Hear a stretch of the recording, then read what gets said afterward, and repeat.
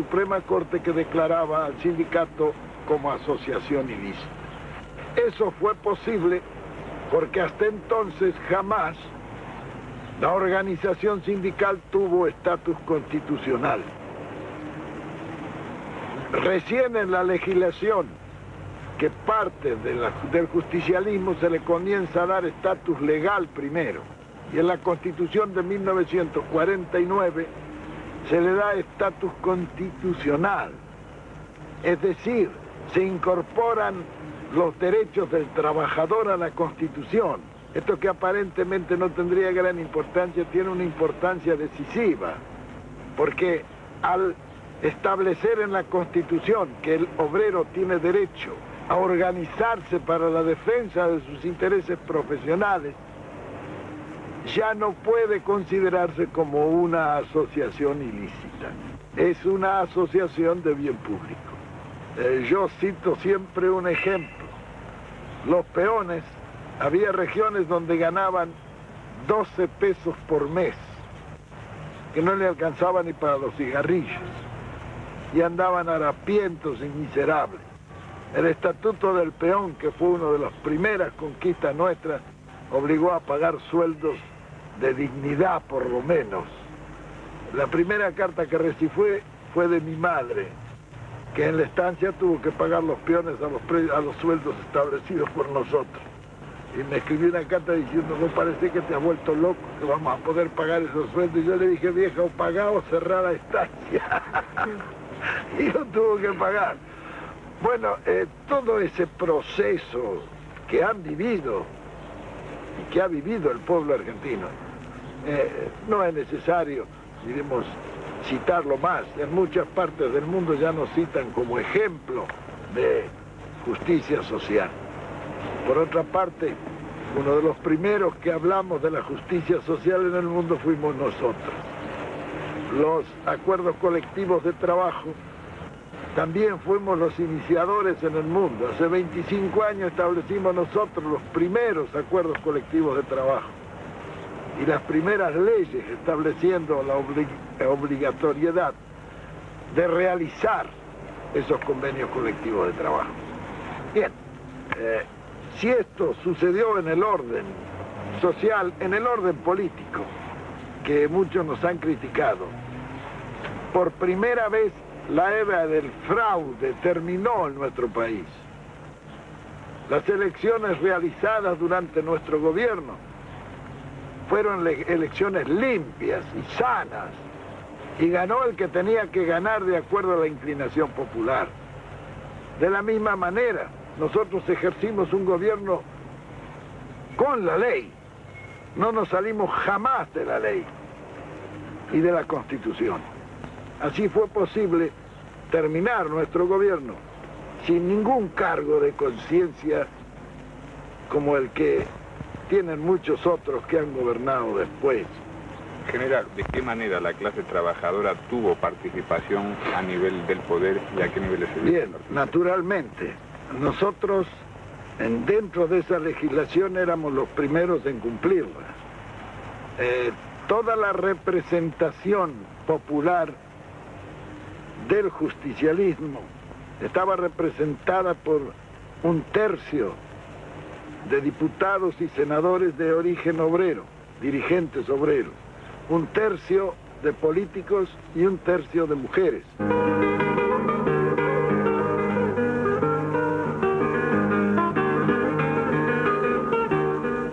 La participación en el gobierno directamente. Y bueno, el ministro de Trabajo fue siempre un obrero. ¿Por qué? Porque antes había sido siempre un patrón. Y cuando se quejaban los patrones, yo siempre les decía lo mismo: deje que haya un ministro obrero, porque durante 1 siglo y medio han sido patrones, de manera que nos queda todavía por delante casi 1 siglo y medio para poder poner un obrero de ministro. El ministro del Interior también era un dirigente obrero. Después los demás eran los tecnócratas que generalmente llenan los ministerios normalmente. Pero en el ministerio político era un dirigente obrero porque se le quería dar al gobierno el acento obrero que debía de tener. Y en el Ministerio de Trabajo porque era el hombre que discernía la justicia sobre el trabajo y dirigía toda la actividad de la organización sindical.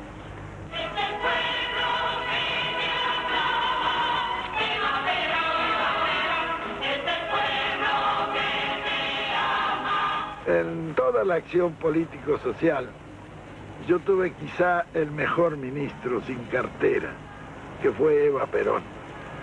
Ella fue la propulsora y la promotora, diremos así, de todo el sector social.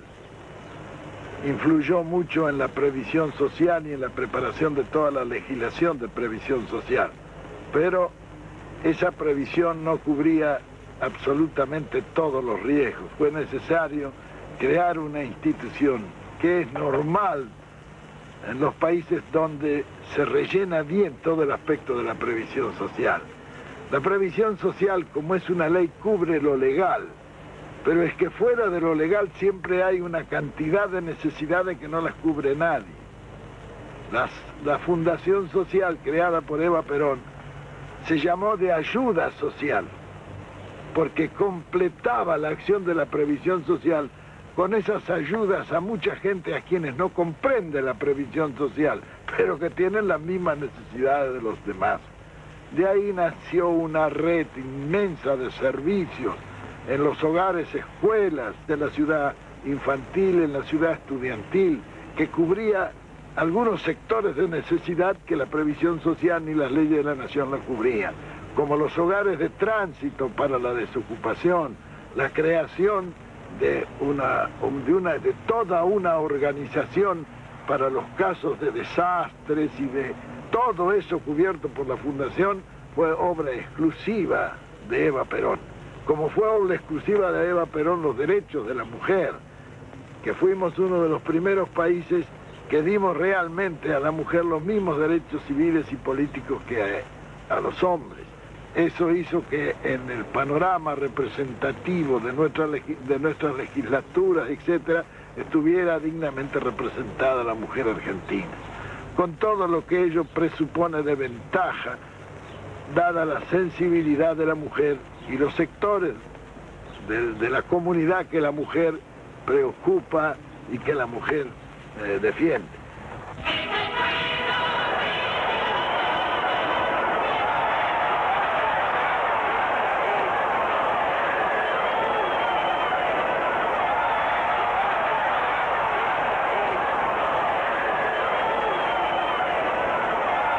Mujeres de mi patria, recibo en este instante de manos del gobierno de la nación la ley que consagra nuestros derechos cívicos, y la recibo ante vosotras con la certeza de que lo hago en nombre y representación de todas las mujeres argentinas. Aquí está, hermanas mías, resumida en la letra apretada de pocos artículos, una historia larga de luchas, tropiezos y esperanzas. Y esto último que traduce la victoria de la mujer sobre las incomprensiones, las negaciones y los intereses creados de las castas repudiadas por nuestro despertar nacional.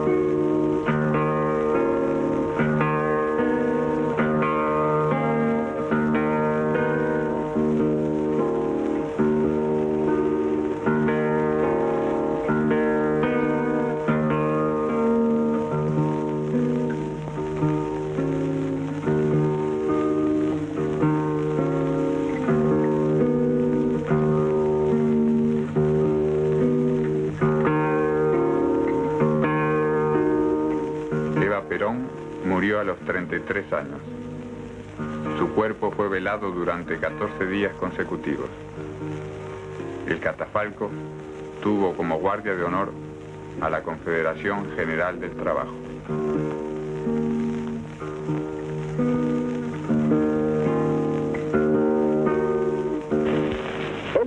pueblo argentino tiene derecho a ser respetado y a ser defendido en su voluntad soberana, en sus derechos y en sus conquistas, porque es lo mejor de esta tierra.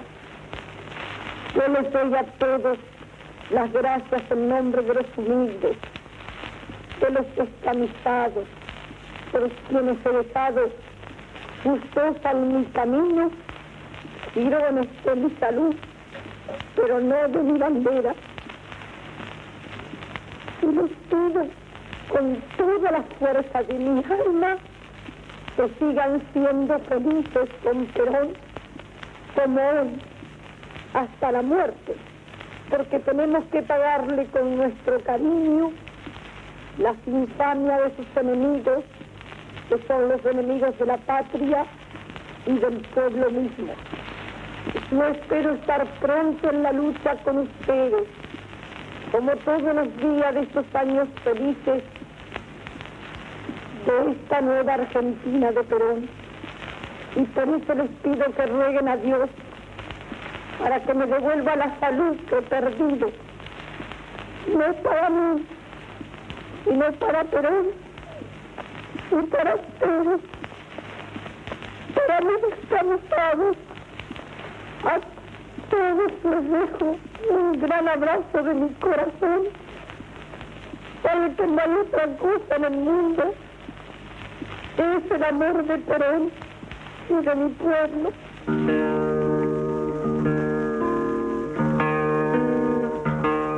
La obra de Eva Perón solamente puede apreciarse contemplando el panorama argentino durante los 10 años de nuestro gobierno.